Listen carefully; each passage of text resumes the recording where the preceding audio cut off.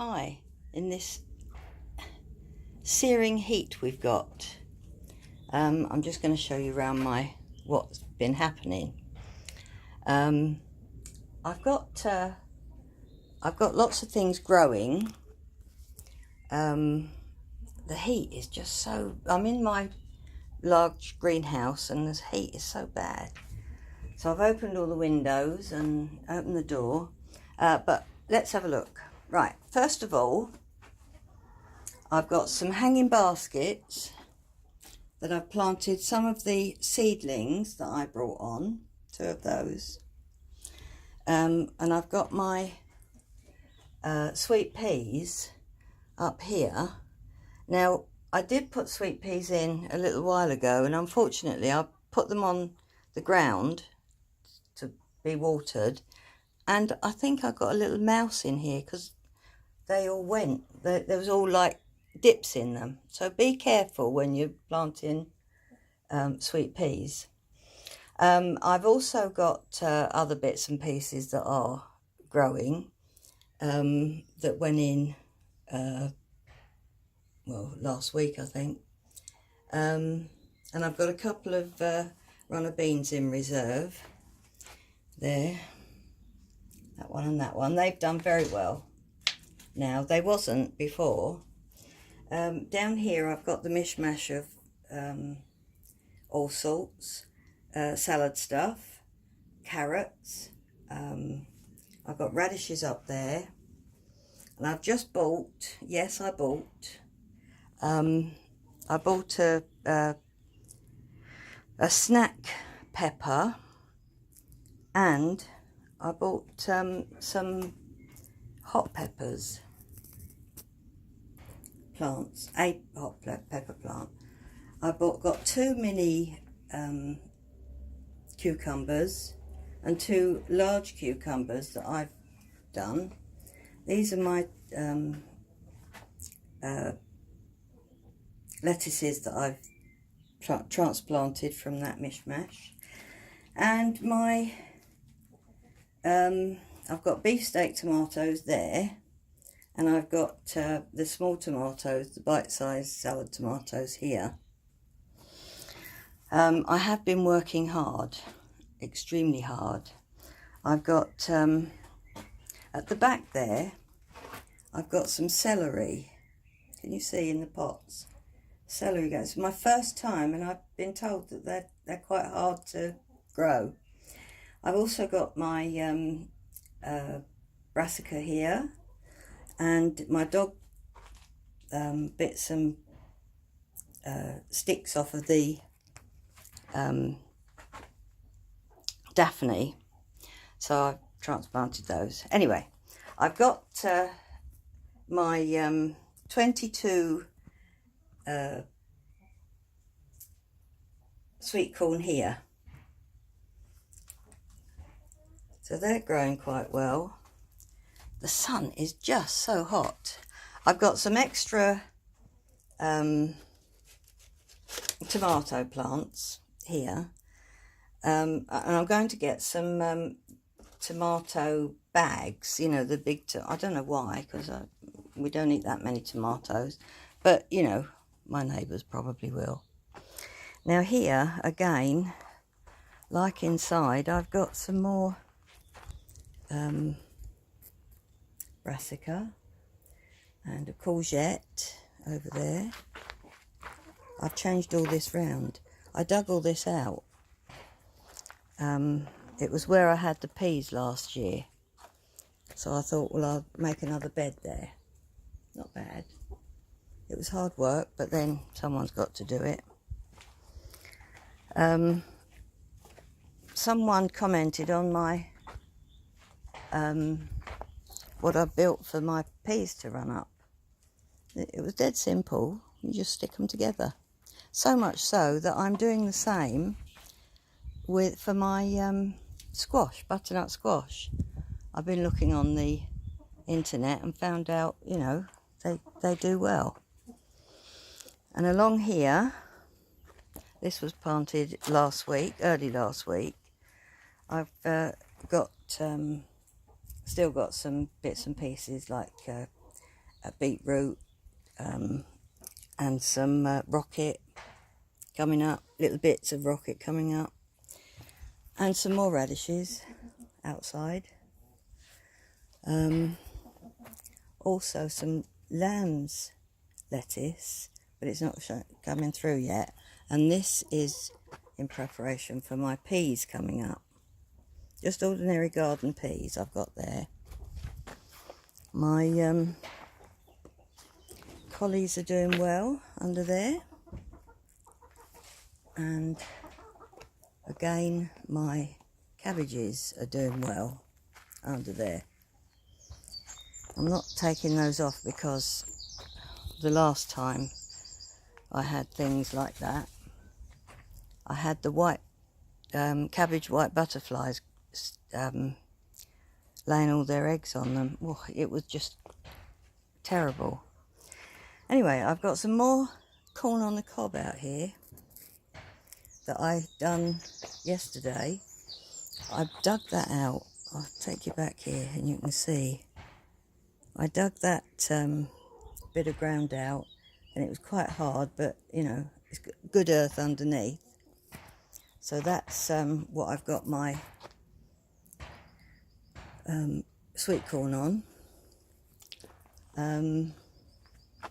In the pots there, dear of them, I've loaded them up with carrots. I've got pots and bags of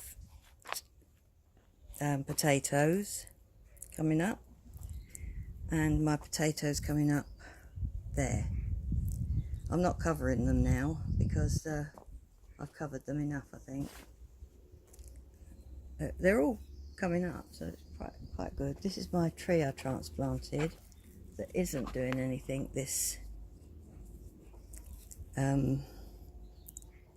year because I've transplanted it. And on here, this was a bit of a mess last year. I've got my blueberry that I bought as a little stem, my rhubarb that I've transplanted, it's coming up nicely, and these are the strawberries I found. I don't know whether they'll do anything, but what I'll do, I'll dig them out and one by one, or maybe put some in a bigger pot. And these here, these, I think they're late fruit bearing raspberries because they come out really late last time. But anyway, I've managed to control those now. They were a bit wild last year, so that's what I've done there. And on the ground here are my Brussels sprouts, and they're doing quite well. So I find these sticks are quite good for all sorts of different things. So they were a good purchase. I think my cabbages are coming up lovely. And I've got my hens, of course. They are in their little corner with the middle-sized greenhouse. There they are, look. Hi, hens. Are you looking up there to see what's coming? You've had all the green stuff. And I've got one hen. I'll take you in and show you. One hen in here that is constantly on the nest. I wouldn't mind, but we haven't got a cockerel. That just tells them I'm on my way. There she is, look. She's very broody. Broody hen. Broody hen. So I just leave her in there. I collect the eggs from under her And this is my ding-along to tell them that I'm here if they're still in bed when I come down. And they have their corn and any green stuff that's left over, clearing the fridge out and that. This is a pear tree that didn't do very well last year. Again, it's not going to flower or do anything this year because I've transplanted it. My cherry tree, as always, absolutely laden. But I let the birds take that. I do come down and eat some. And this little apple tree, it is still growing. And I do feed it. But it looks as though it's not very happy. So I shall just put some more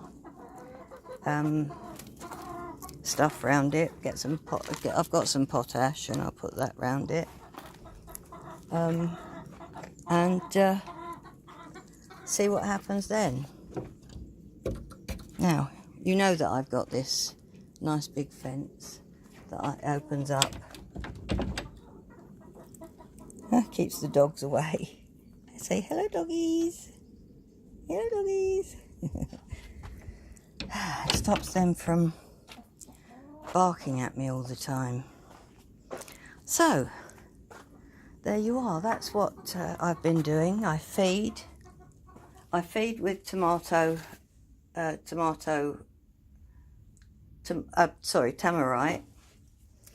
I kill the weeds with the Roundup. I put Grow More on and bone meal, root builder for my trees. Fast acting Grow Sure. Some more bone meal. Look at the price of the bone meal. $6.99. And up here I've got my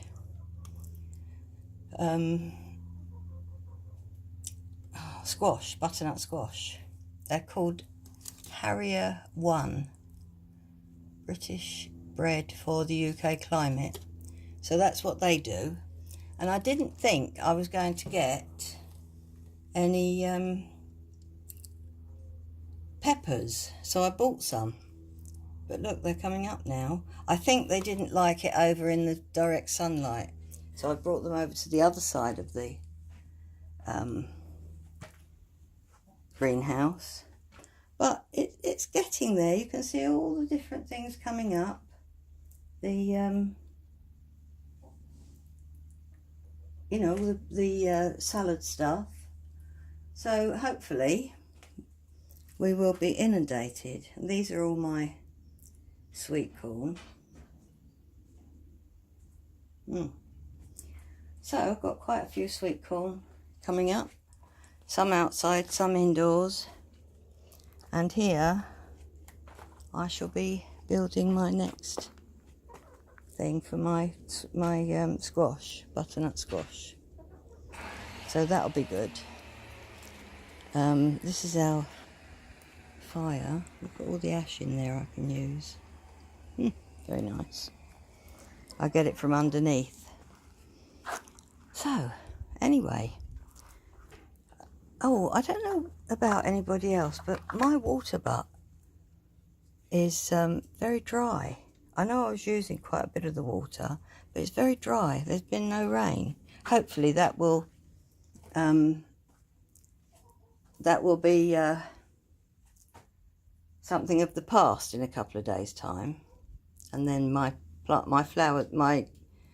foodie stuff outside will get proper rain water on it, which is much better than tap water.